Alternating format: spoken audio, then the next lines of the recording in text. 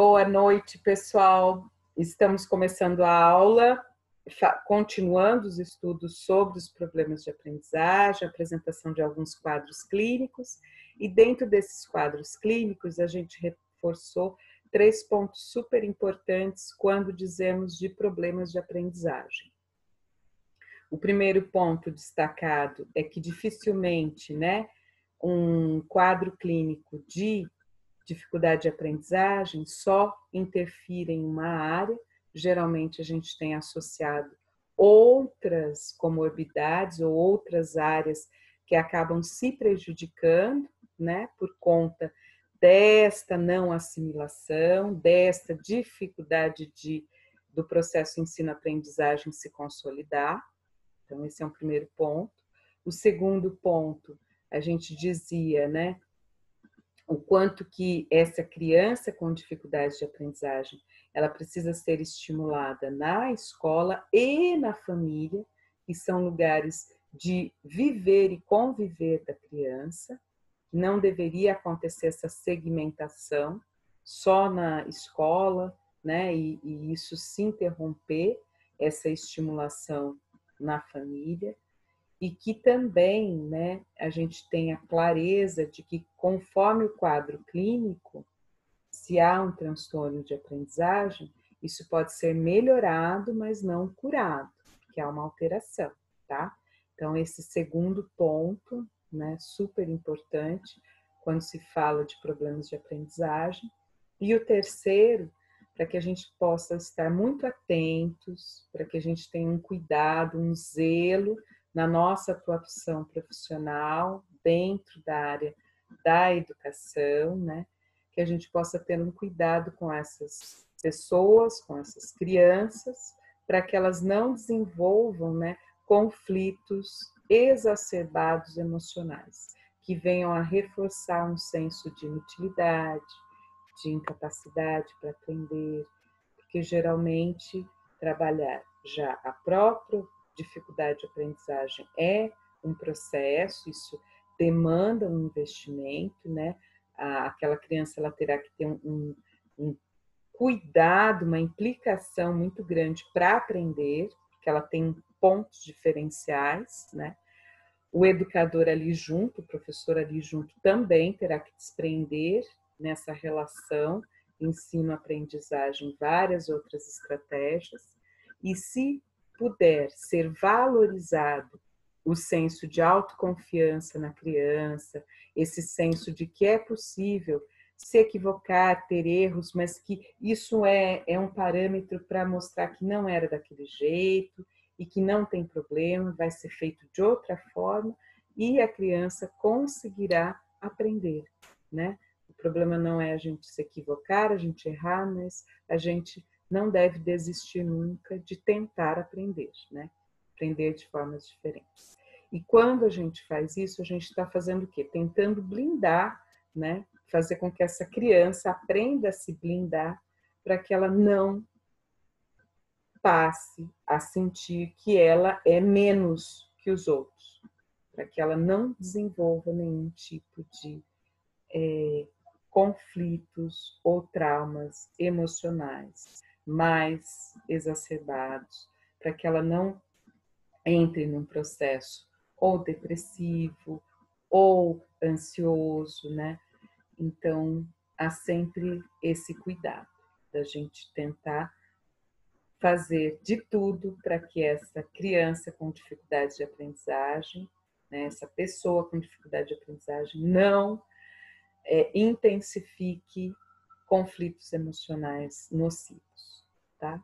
Então, eram esses os aspectos que a gente estava vendo, e agora eu vou fazer o compartilhamento, para que a gente trabalhe com um transtorno específico que envolve a aprendizagem, envolve o comportamento, que é o transtorno opositivo desafiante, o famoso TOD, tá?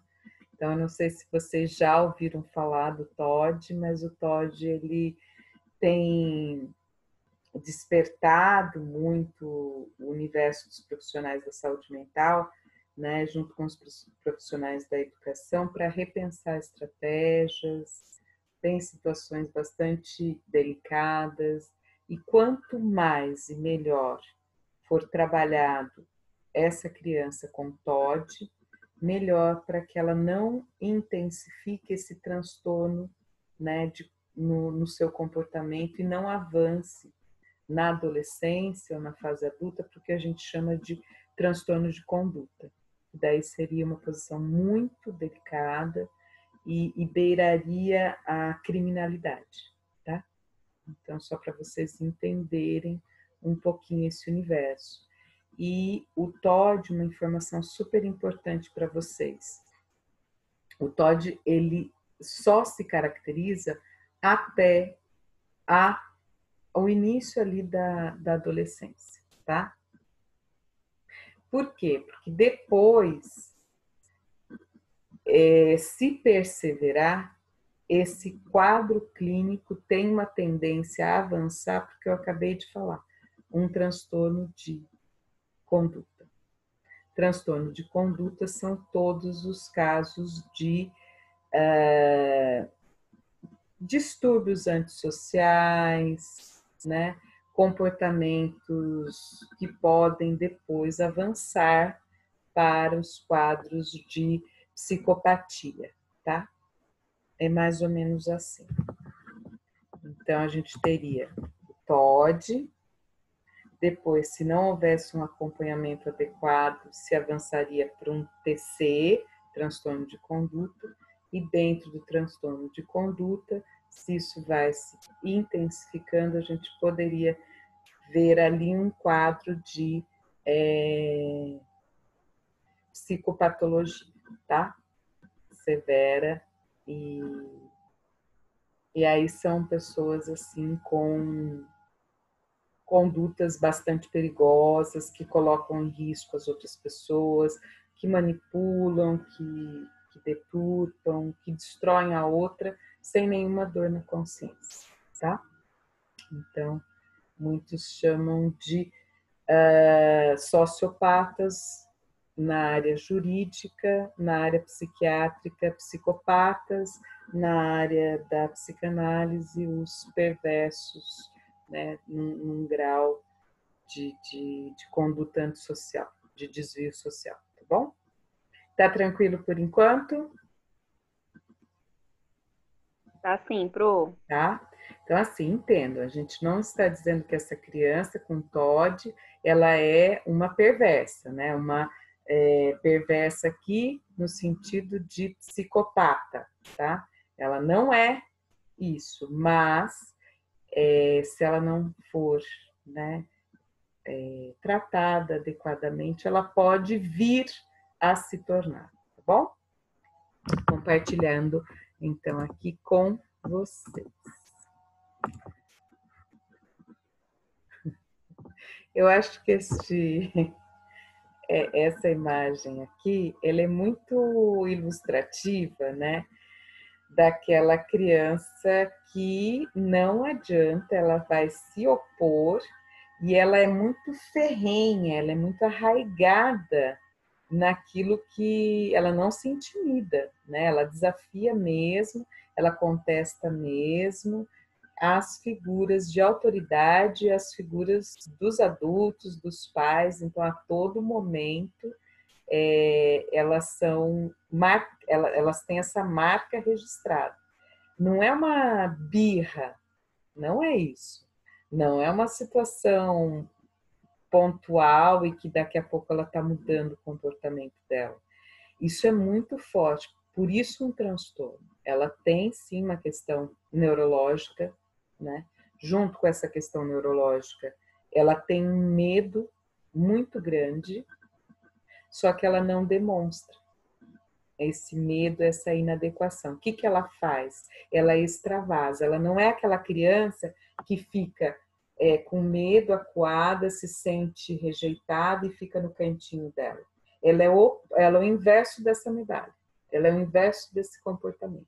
Ela, a todo momento, quer afirmar as escolhas que ela está fazendo e ela quer desafiar o outro para mostrar que ela é forte, para mostrar que ela é importante. Porque, no fundo, essas crianças, elas se sentem muito menosprezadas. E realmente, no fundo, se percebe que elas não têm um devido amor materno e paterno.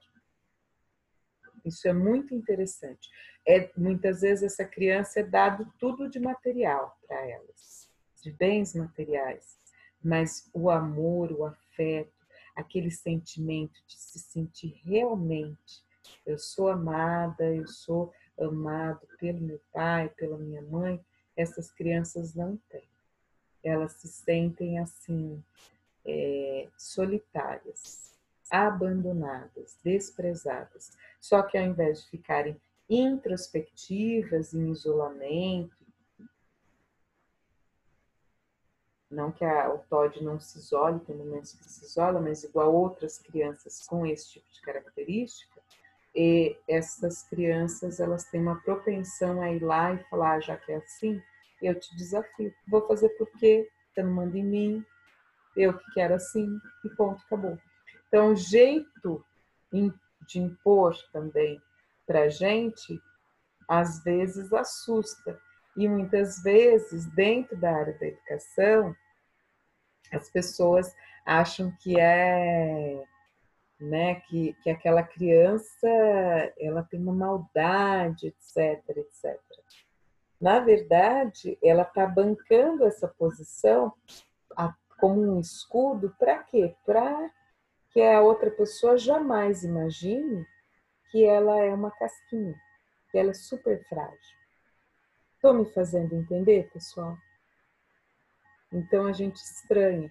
Fala assim, não pode ser aquele garoto, aquela garota que quebra tudo, que faz aquele escândalo, que quer tudo do seu jeito e faz aquele alarde, coloca todo mundo num constrangimento. Não, não pode. É exatamente isso. É sim. É sim, é uma criança que faz tudo isso para tentar provar para si e para os outros que é importante, porque no fundo se sente desprezado, desprezada, se sente não amado, não amado. Tudo bem? Aqui vai ter um relato de um caso clínico que eu vou apresentar para vocês. Sim, elas precisam, perfeito, precisam de autoafirmação.